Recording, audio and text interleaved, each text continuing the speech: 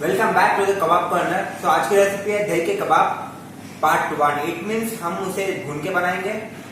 तो आगे और भी आएगी दही के कबाब पार्ट 2, पार्ट 3 लाइक दैट। तो पार्ट 1 में हम भून के कैसे बनाएंगे। चलो रेसिपी की तरफ बढ़ते हैं, देखते हैं क्या डिफरेंसेस है। तो अगर आपको वीडियो अच्छी लगती है तो प्लीज लाइक कर देना यार, आपका भाई बहुत मेहनत करता है video. Thank you so much. Ingredients बहुत सिंपल है, आप देख सकते हैं। घी, जिंजर गार्लिक पेस्ट, बेसन, क्रीम एंड मिंट। मैं 3 बताऊंगा बारी बारी। पहले आप एक चीज देख लीजिए जो यहाँ पर बनता है नॉर्मली। सबसे पहले हम लेंगे घी, थोड़ा सा जिंजर गार्लिक पेस्ट,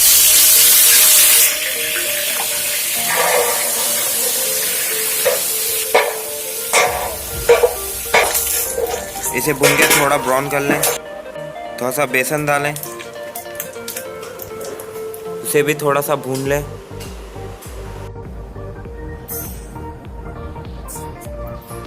ये हैंग कट जो मसलिन क्लॉथ में 24 आवर्स के लिए हैंग किया था। मेक श्योर आपका हैंग कट एकदम टाइट होना चाहिए। दही डाल दे बेसन में, पर वो बेसन को थोड़ा ठंडा करना पड़ेगा। आप गरम गरम बेसन में दही नहीं डाल सकते वरना दही फट सकती।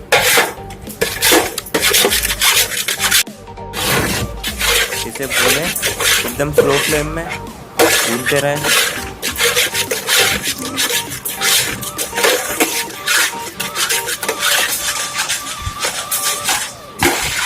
अच्छे से भुनिए, थोड़ा टाइम लगेगा।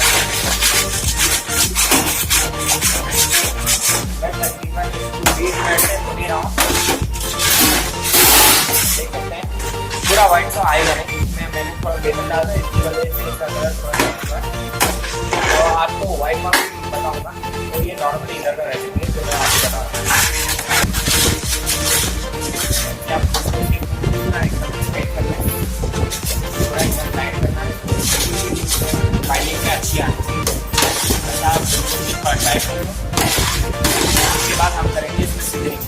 थोड़ा सा salt, yellow chilli powder, sugar, थोड़ा सा हनी, ऐड क्रीम, लिया था क्रीम,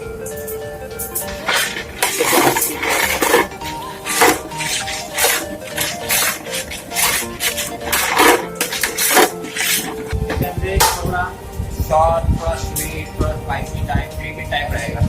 और आखिरी में इसका इंग्रेडिएंट रहेगा इलायची पाउडर और मिंट। तो ये रहा मेरे पास इलायची पाउडर,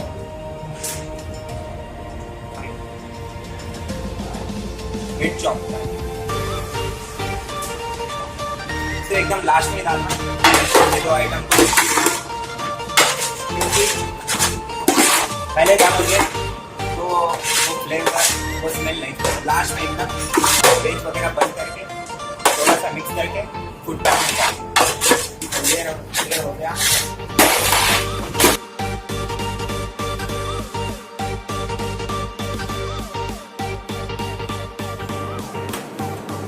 तो एक अलग से पैन में पानी बॉईल कर लेना है। एक पोर्शन के लिए बता रहा हूँ, फिर डाल दें इसमें और इसको बॉईल कर लें।